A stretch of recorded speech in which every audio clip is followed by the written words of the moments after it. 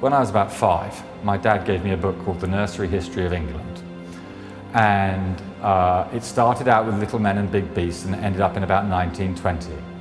And I got bored after 1381. 1381 was the Peasants' Revolt. And until then it was Alfred and the Cakes, Canute and the Waves, you know, dragons and saints and sinners. And then it got into the coal industry and dress, and I wasn't interested in that at all. So I reread the beginning all the time.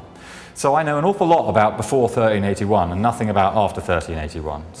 And then when I was 18, I suddenly realised that if I was studying stuff that was before 1381, I could handle this stuff. And there were actually books that told you about this stuff that were written in the 7th, 8th, 9th, 10th, 11th, 12th, 13th centuries. And you could just go back, and when you open a book, it's like, you know, all sorts of things have happened between when it was first opened and when you opened it, but you've got an unrestricted interface between you and the original. And then when I became a curator in Baltimore, and my mission was to bring art and people together for enjoyment, discovery and learning, I thought that digitization of rare, precious materials that people really can't see presented an awesome opportunity. So I got seriously interested in that.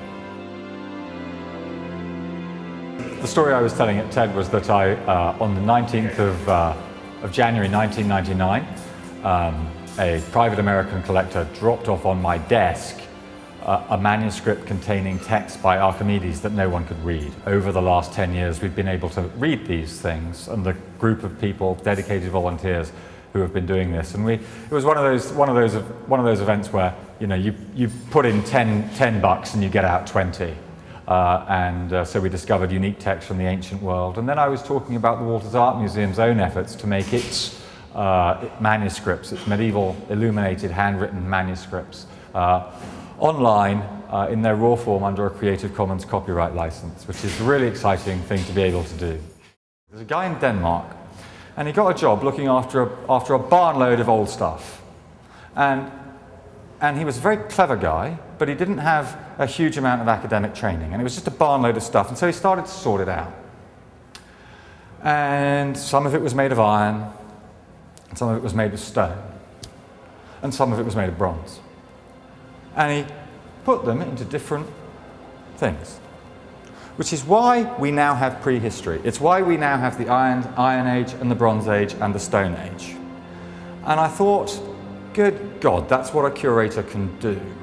You can order your stuff and you can rewrite history just by thinking with things. And I've never sort of got over that. What I try and do is make objects speak in my work, even if they're digital objects. And the trick is to always try and make your objects say more than you do. So if when you speak about something, people remember you and not your object, I think you've failed. So the trick is actually to tell the story and make people care about the object rather than the story that you yourself are telling.